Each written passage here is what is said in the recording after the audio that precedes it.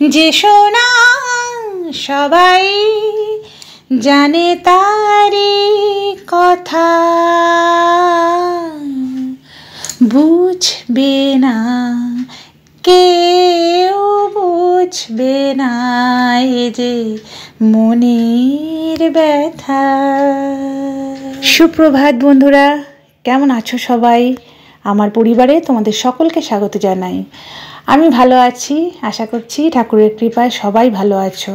তো সকাল হয়েছে অনেকক্ষণই, আমাদের স্বামী স্ত্রীরই একটু দেরি হয়ে যায় উঠতে উঠতে, 7টা বেজে যায়। ততক্ষণে মাদের চা খাওয়া এক রাউন্ড আমাদের হয়ে গেছে এবং মারা এতটাই সকালে উঠেছে না, যে কাজের যে একটা গতি দেখেছো, আমাদের চায়ের মানে চাটা হজম এখনও ঠিকঠাক করে হয়নি। তো মা আর বাবা সঙ্গে সঙ্গে কী হবে রে বার করে দিত, সবজিগুলো কাটতে শুরু করি, দিয়ে দুজনে মিলে সমস্ত সবজি নিয়ে একটা প্রচণ্ড মানে গতিতে সেটা কাটতে শুরু করে দিচ্ছে। মানে এদের একটা যে কাজের ইচ্ছা, আমার মনে হয় আমাদের 40 আমরা এখনই যেন ঝিমিয়ে পড়েছি, নেতিয়ে পড়েছি। এখন থেকে যেন আমরা কাজের কোনো আগ্রহই পাই না। 60 এই মানুষগুলো আমাদের থেকে অনেক বেশি অ্যাক্টিভ এবং ভালো থাকুক, সুস্থ থাকুক, এই কামনা করি, আর কিছুই চাই না।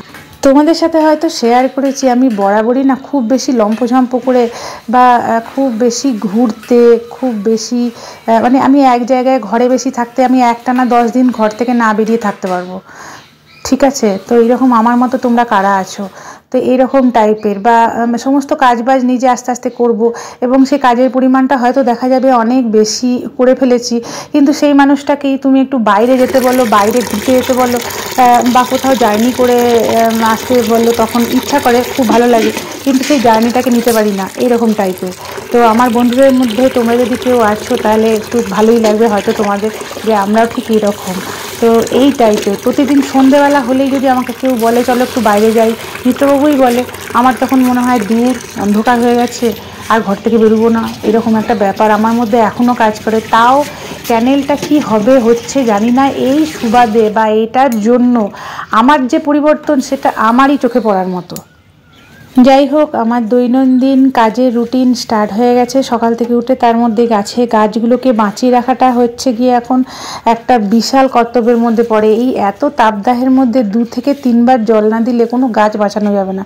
তার মধ্যে মিত্রবাবুর কিছু তো শখের গাছ আছে, যে গাছগুলোকে বাঁচিয়ে রাখা সত্যিই খুব মানে মুশকিল কাজ, যার জন্য ঘর থেকে বেরোনোও যাবে না। তো বেরোতে হবে একবার, আমাকে তো বেরোতে হবেই। তোমাদের একটা খবর দিয়ে রাখি, এবং আমি যেহেতু ব্লগ করছি তোমাদের সাথে সব কিছু শেয়ার করছি। তো সারেগামাপার যে অডিশনটা শালিনী দিয়েছিল, তো সেকেন্ড রাউন্ডেও সিলেক্ট হয়েছে।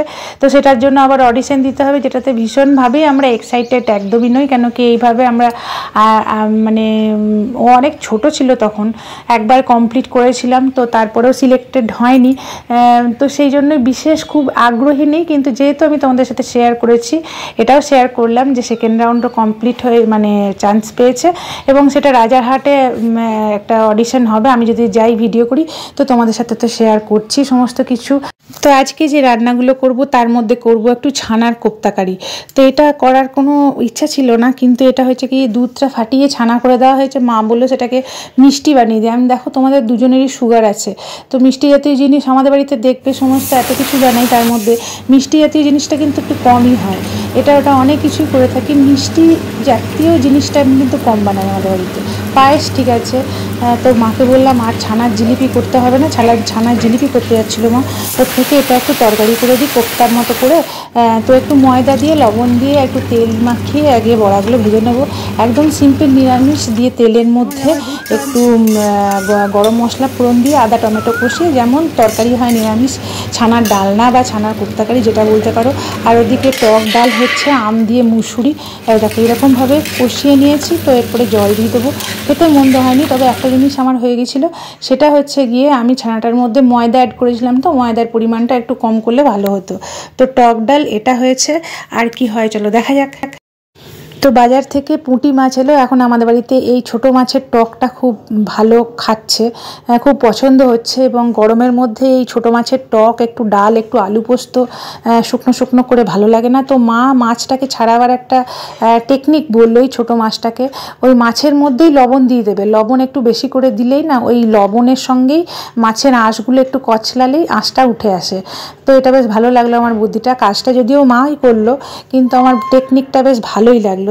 সকাল থেকে সমস্ত রান্না বান্না শুরু করে দিয়েছি, কিন্তু এখনও কারোর ব্রেকফাস্টই হয়নি। এক প্রস্ত চা খাওয়ার পর মা বাবাদের একটু দুধ হরলিক্স বা দুধ কমপ্লেন এইসব খাওয়ার একটা অভ্যাস আছে, যে অভ্যাসটা কিন্তু আমার মিত্রবাবুর একদমই নেই। দুধ জাতীয় জিনিস আমাদের খালি পেটে খেলেই না গ্যাস হয়ে যায়, আমরা খেতেই পারি না। দই খেলাম বা বিকেলের দিকে কফি খেলাম ঠিক আছে, কিন্তু খালি পেটে যদি দুধ হরলিক্স বা দুধ কমপ্লেন খাই না, তাহলে আর রক্ষে নেই, সারাদিন একদম অস্বস্তিতে ভরে যাবে।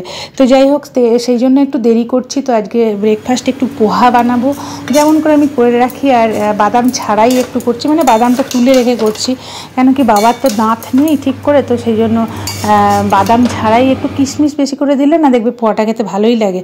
আর এই নোনতা একটু স্বাদ করার জন্য এই খাগড়া যে বিস্কুটগুলো ভাই পাঠিয়েছে, তো এগুলো বেশ খেতে খুব ক্রিস্পি, ভালোই লাগে, কিন্তু ওই চিজ আছে আর একটু এক্সট্রা তোমার লবণ এইসব দেওয়া আছে বলে না আমার ঠিক অতটা পছন্দও নয়। এগুলো ওই জিভের স্বাদ অবধি, একটু নোনতামুখ করার জন্য খাওয়া যেতেই পারে। তো স্নান পর্ব করে নিই, তারপরে রান্নাবান্নাটা তাড়াতাড়ি কমপ্লিট হয়ে গেলে সারাদিনের সব থেকে বেশি বড় কাজ রান্নাবান্না, স্নান আর পুজো। তো এই তিনটে কাজ হয়ে গেলে আর কোনো অসুবিধা নেই। তো যাই হোক, এখন জিমটাও যাওয়া হচ্ছে না, এই সপ্তাহটা টোটালি আমার জিম কামাই হলো। আর আমি যদি বন্ধুরা কোনো রান্না ফেলে দিয়ে চিন্তা করছি যে না এটা স্নান পুজোটা করে এসে করব, ওদিকে মা সেটা কমপ্লিট করে দিচ্ছে। মা তো এটা তো হবেই, মারাই এগুলো করতে পারে। তো ভিডিওটা যদি ভালো লাগে তোমরা তো অবশ্যই লাইক করো।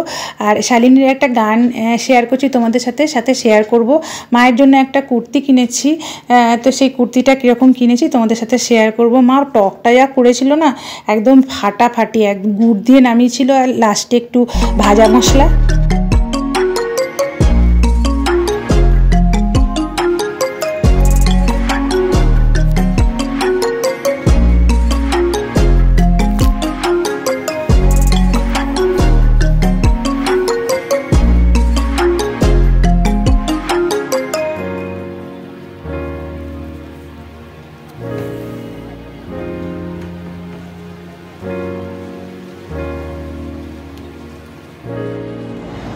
রঙ্গিলা বাঁশিতে ডাকে ঘুম ঘুম নিঝুম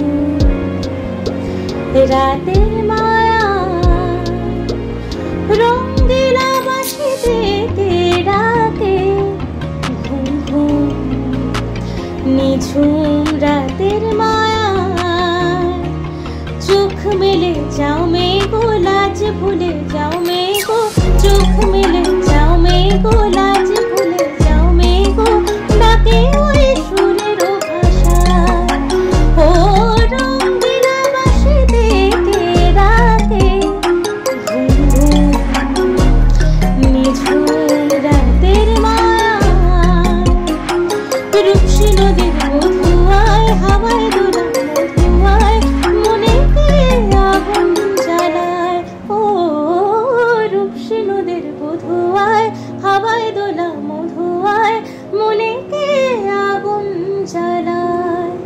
ও রঙ্গিলা বাঁশিতে ডাকে ঘুম ঘুম নিঝুম রাতের মায়ায়। সন্ধ্যা তারা ওই জাগে, কৃষ্ণ চূড়ার রং লাগে, মনের গোপন কোন রাগে কে জানি কখন রাঙায়। ও সন্ধ্যা তারা ওই জাগে, কৃষ্ণ চূড়ার রং লাগে, মনের গোপন কোন রাগে কে জানি কখন রাঙায়।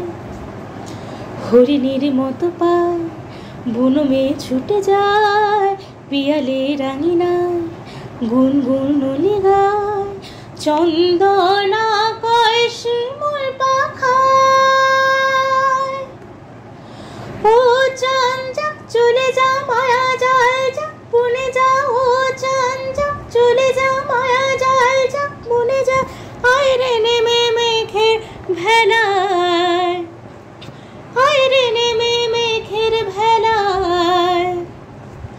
আশা বাঁধা স্বপনে চলছে কে গো আনমনে গান গেয়ে নতুন ভাষায়। ও রঙ্গিলা বাঁশিতে কে ডাকে ঘুম ঘুম নিঝুম